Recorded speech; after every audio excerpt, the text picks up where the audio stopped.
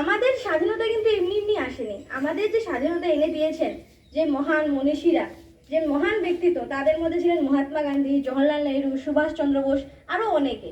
তারা কিন্তু তাদের আত্মবলিদান দিয়েছেন আমাদের দেশের জন্য, তোমাদের সবার জন্য তারা নিজের জীবন বলিদান দিয়েছেন। তারা তাদের জীবনের বিনিময়ে এনে দিয়েছেন আমাদের স্বাধীনতা।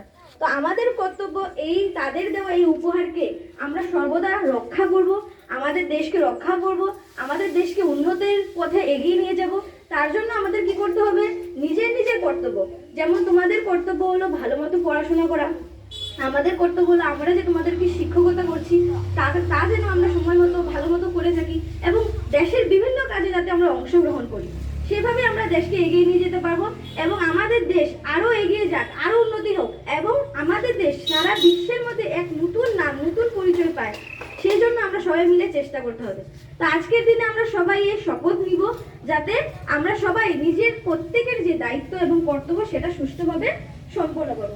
ধন্যবাদ সবাইকে। জয় হিন্দ, বন্দে মাতরম।